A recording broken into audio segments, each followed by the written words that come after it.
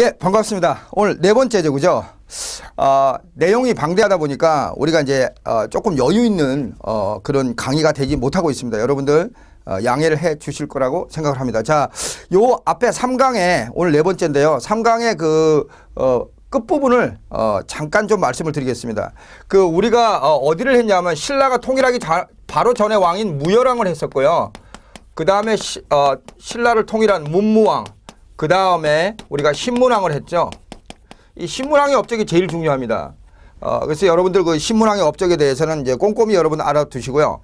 신라를 크게 상대, 중대, 하대로 나눈다 그랬죠.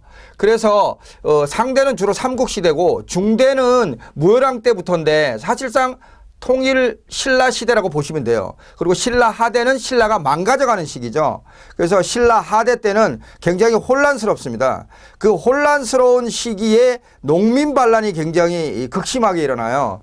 그래서 농민이 백성인데 농민 반란이 일어난 우리나라 전체 역사에 중요한 농민 반란이 극심했던 세 시기를 좀 말씀드릴 테니까 꼭 기억을 해서 머릿속에 넣어 두시기 바랍니다. 9세기, 12세기, 19세기입니다. 9세기는 이 통일신라 말기에 진성여왕 때 육두품 출신 최치원이가 개혁안을 건의할 정도로 혼란스러웠는데 진성여왕이 거절을 합니다. 그래서 농민 반란이 엄청나게 하기가 많았던 시기입니다. 그 다음에 12세기는 고려에 무신이 권력을 잡을 때인데 무신이 권력을 잡았으면 정치라도 잘하지 정치를 더 엉망으로 했어요. 19세기는 흥선대원군이 집권하기 바로 직전인 세도정치, 안동김 씨나 풍양조 씨가 정치를 좌지우지하던 세도정치인데요. 이 농민들의 피땀을 빨아먹었거든요. 엄청나게 농민들을 괴롭혔던 시기입니다. 그래서 이 시기는 세 시기는 여러분들 꼭 기억하십시오. 그래서 제가 이걸 말씀드리고 또 뭘 말씀을 드리냐면 신라 하대에 우리 뒤에 나올 겁니다. 신라 하대의 특징인데요.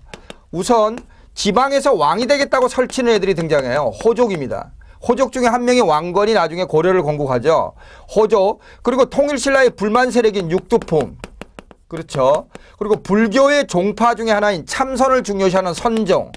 그죠. 땅의 기운이 사람에게 기운이 있듯이 땅에도 기운이 있다고 믿는 풍수지리설 이런 것들이 같은 패밀리가 됐죠. 식구가 돼서 통일신라 말기의 혼란을 부채질하게 됩니다.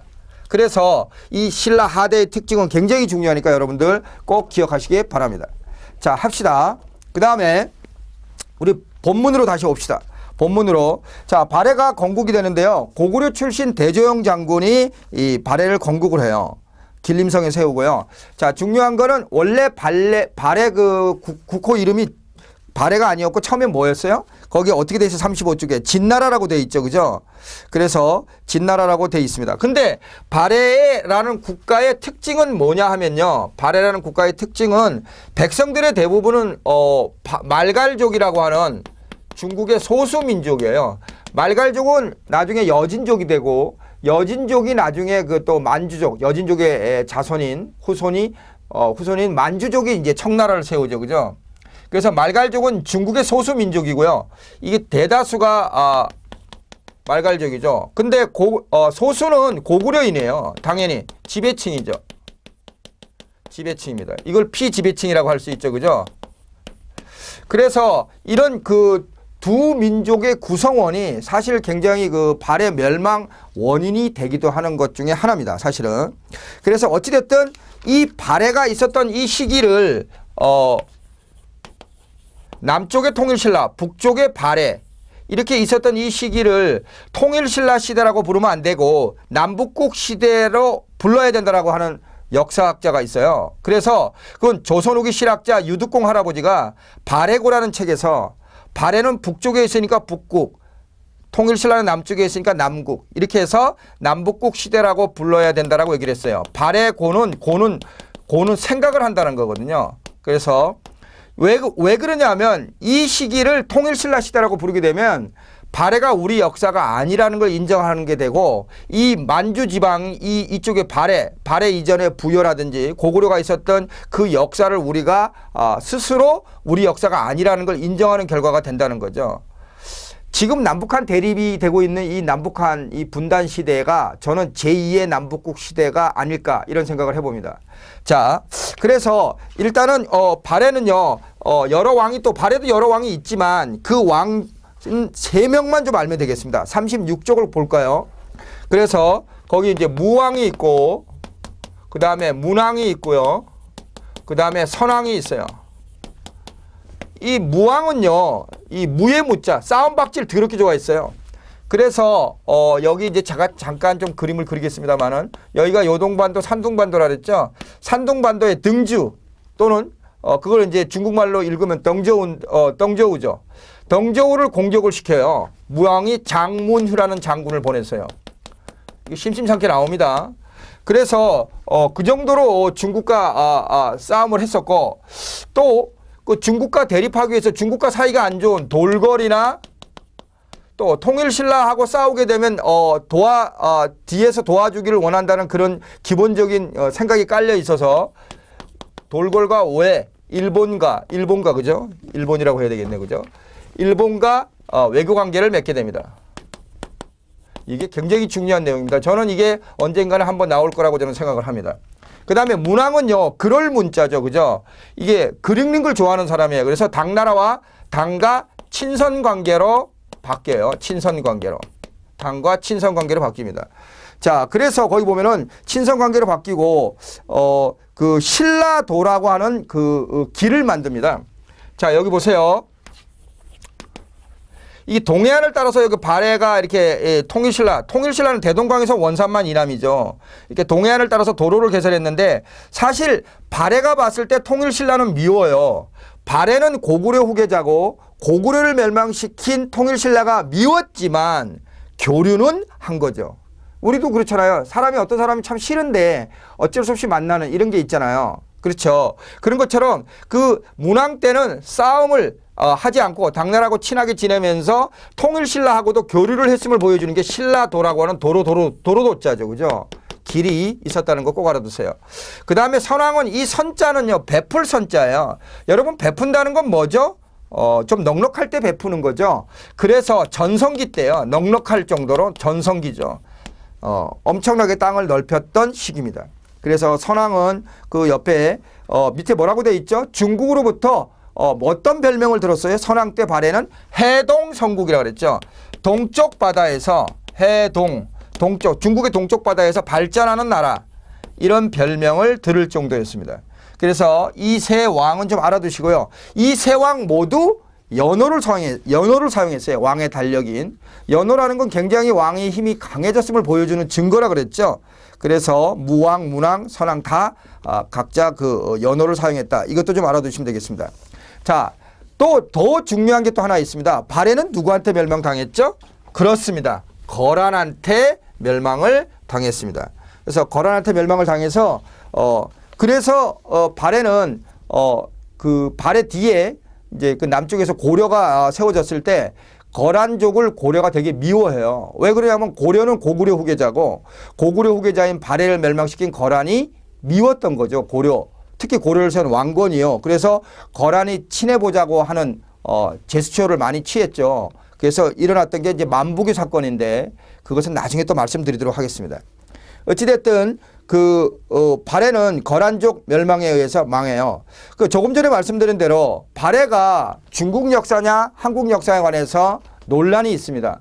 그 논란이 있는데 중국은 대다수 민족이 말갈족이니까 자기네 그 역사라고 얘기를 하는 거죠.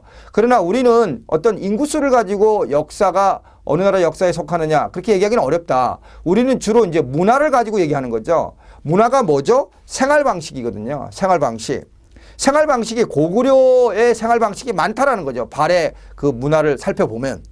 그래서 우리가 발해가 고구려를 이어받았고 그 발해 문화가 우리 고구려 문화이기 때문에 결국은 우리 역사다라고 얘기하는 그 근거가 거기 있습니다. 거기 보세요. 36쪽 보시고 계신가요? 중간쯤 봅시다. 발해의 고구려 개성의식 굉장히 중요합니다. 여러분들이 어떤 분들이 지금 제 수업을 듣는 분들이 여러분들 어떤 분이에요?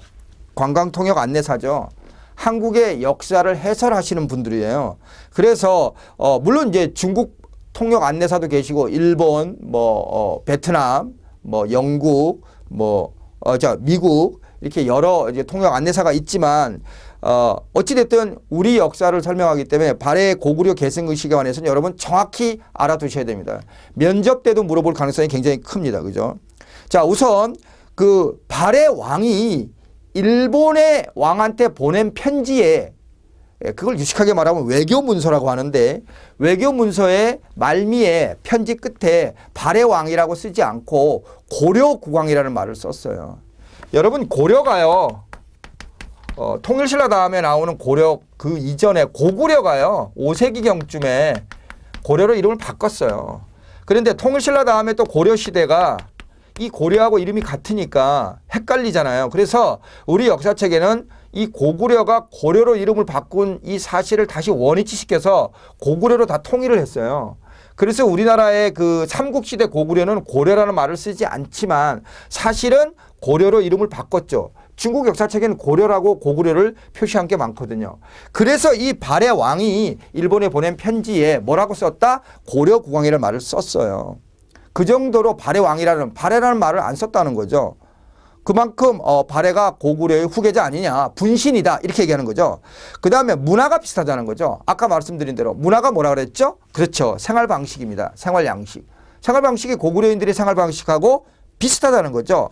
그 대표적인 게 무덤에 모주림 천장 구조라 그래가지고 여러분 이렇게 무덤이 이렇게 있잖아요. 무덤이 이렇게 이제 천장이 이렇게 올라간다면 이렇게 여기서 하늘을 쳐다봤을 때 천장을 쳐다봤을 때 이 천장이 이런 식으로 돼가지고 제가 그림을 좀 잘 못 그립니다만 여기 꼭대기에 해당되는 게 이 점에 해당되는 거예요. 좀 상상이 되시나요? 그래서 모주림 천장 구조라든지 이런 것들은요 중국에서 볼 수 없는 거거든요.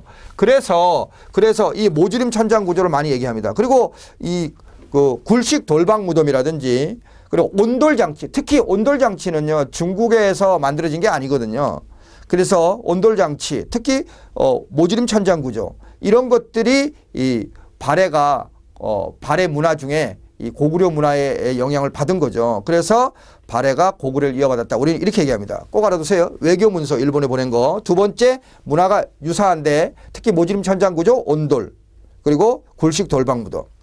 그리고요 조금 전에 말씀드린 그 발해 문왕의 딸이 여러 명이 있는데요. 그 중에 딸 2명 중에 정해 공주가 있고 정효 공주가 있어요.